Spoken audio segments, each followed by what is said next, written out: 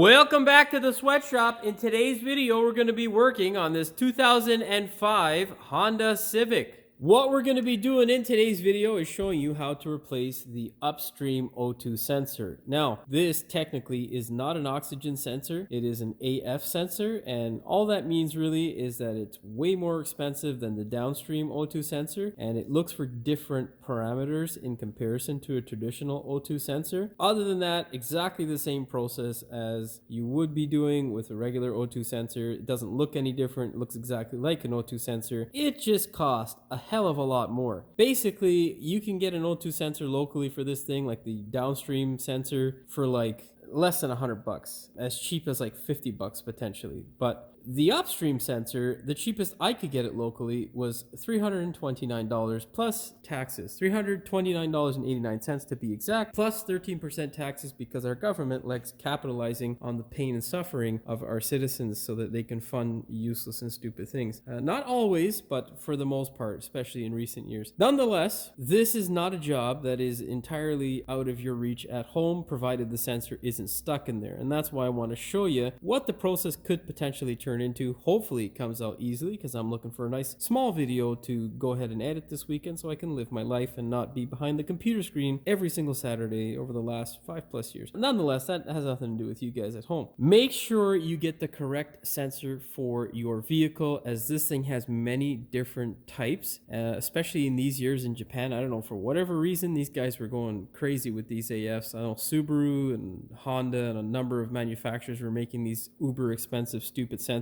like they did wonderful things with regards to fuel mileage, but they really didn't. Anyhow, this particular model that we're going to be working on is a D1782, I believe. And this is the more expensive sensor of the two. So make sure, like I say, you find out which one it is that you need and go ahead and get it. That being said, tools you're going to need, potential tools actually, you're going to need is possibly some heat. You're going to need a flat screwdriver to help disconnect your connector. You're also going to need an O2 sensor socket. The one of choice that I use is this guy here. This one works the absolute best.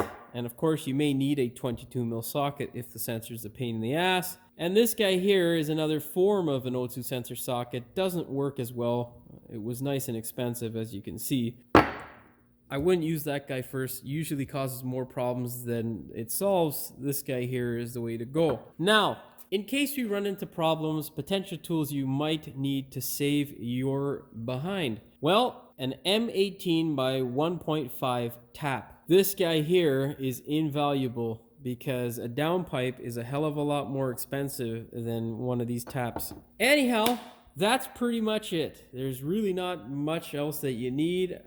Full disclosure, we have taken off some of the parts from this vehicle, because I recently did a head gasket. Well, I did a head gasket yesterday and the day before and whatnot. We ran into quite a few problems with this wonderful Honda, and yeah, I should have filmed some of those problems so you guys could experience some of the terror that I did. What was supposed to be a 1.5-day job ended up being like 4 days worth. But finally, it starts, it runs, she's running well. All we got to do is just put this wonderful sensor in so we can get rid of that ugly little yellow light. The reason why we are replacing the sensor is it has a bad heater circuit. Anyhow, that's enough rambling. Let's go ahead and open this thing up so you see what it looks like. And I see what it looks like, so I know it is the correct sensor.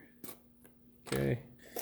Also, these guys should come with some anti-seize. If it doesn't, copper anti-seize right there. In terms of brands, nothing other than NTK or Denso is what I would recommend really for any product on the market. If it's German, maybe Bosch. Honestly, the other types of sensors and stuff out there I've had, well, I haven't tried them in years because I've had issues before, and well, once you have issues, you don't look for them again. So yeah, that's our wonderful sensor there. Looks like the OE one. I'm not sure. It's either going to be Denso or NGK, or NTK, that is the OE sensor. All right, that's the compressor. That's our cue to... You can hear that annoying whistling sound that comes out of that shitbox compressor. Anyhow, that's our cue to go ahead and shut this clip down. Of course, before we get started with today's video, do me a big favor. Hit that subscribe button as well as the notification bell so you never miss one of my new videos. Now, let's open up the hood. Okay, so that ugly guy there, the connector right here is the O2 sensor or AF sensor connector. Now, I just disconnected this thing, but if you can't,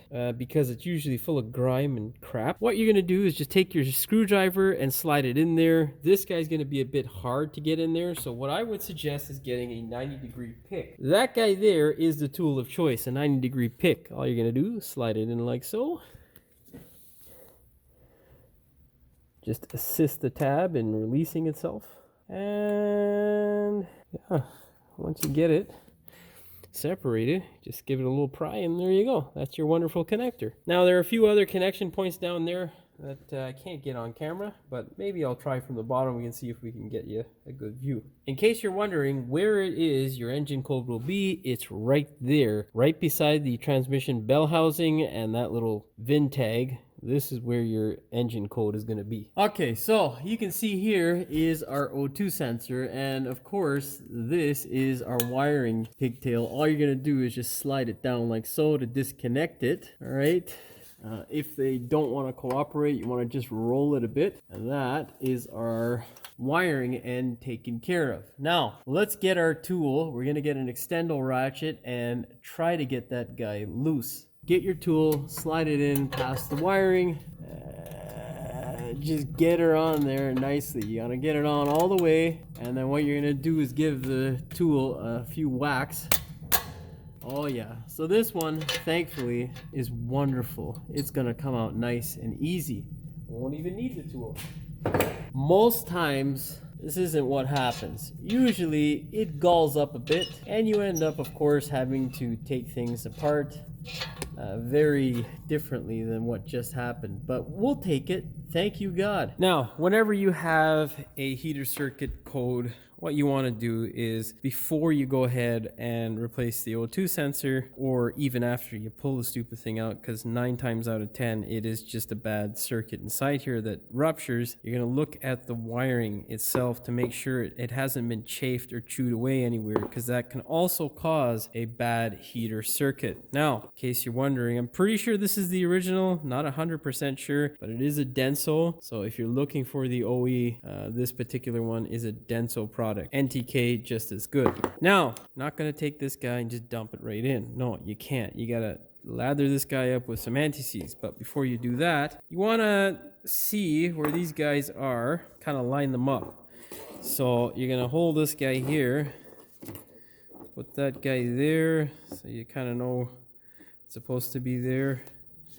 And then the other guy is right around the corner, and you can see here pretty much the same length, so we're not going to have to zip tie anything. Now for these guys here, I like to usually hold them in place somehow, either with a zip tie or something. It's not absolutely necessary, and because it's a short pigtail, it's relatively easy to mimic. Go ahead now, get your anti-seize. I have some anti-seize that's already open, so I'm not going to split this guy open. Split that guy open and give her a nice dose of anti-seize. You don't want any on the sensor, just on the threaded portion like so. Yeah, look at that.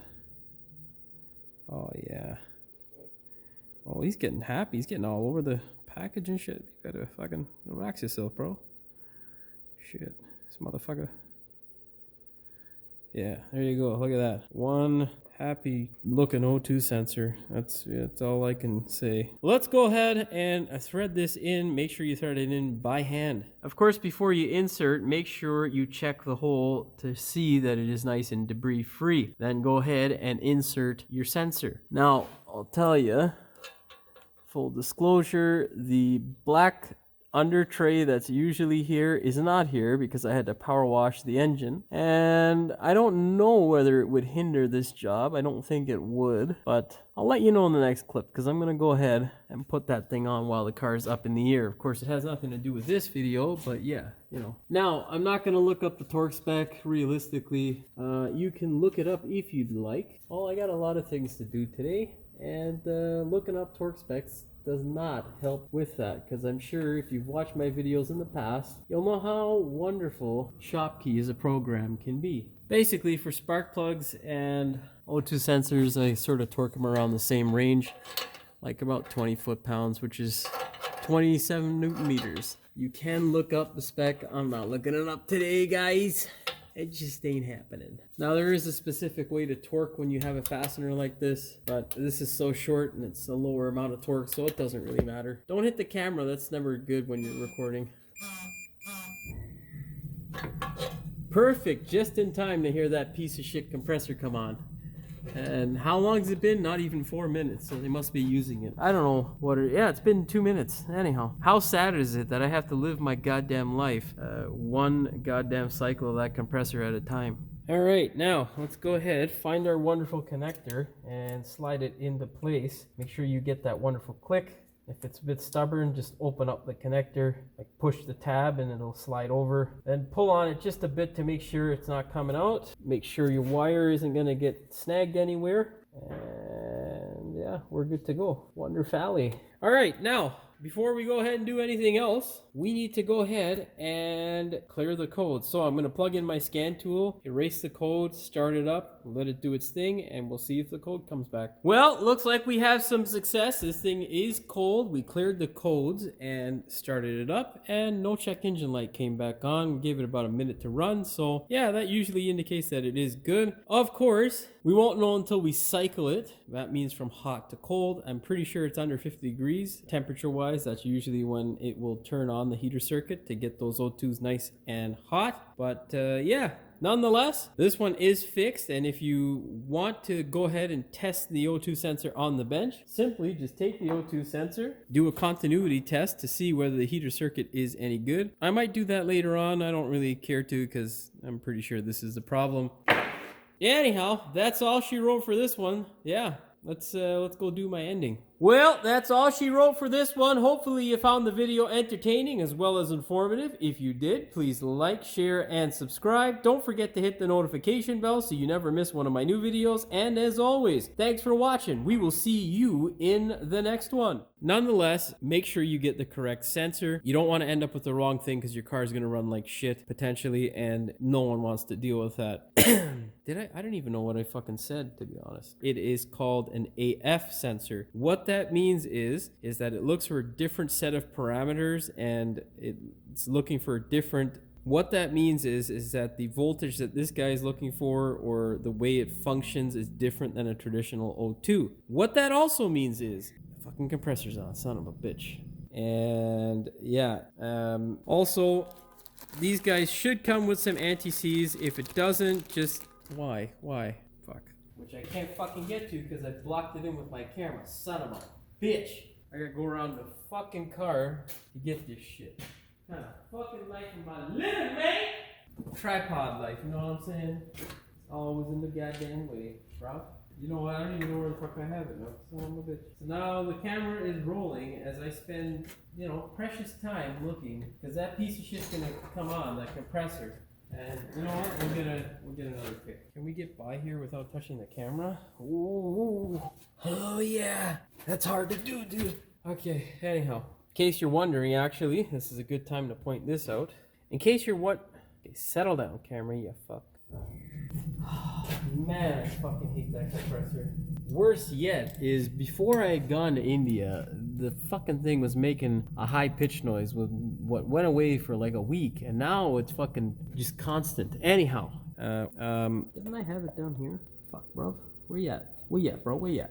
You know what? I'm not gonna fucking look for it now. Let's just get it done with. Yeah, that's why mechanics have like 6 of everything. Now, of course, before you insert anything, you want to inspect the hole to make sure it's nice and clean. Of course, we can be Of course, we can be sure of that because the sensor came out so nicely. But always a good idea to check. I don't know what the fuck I'm saying now. Fuck. Like I idiot. Peace!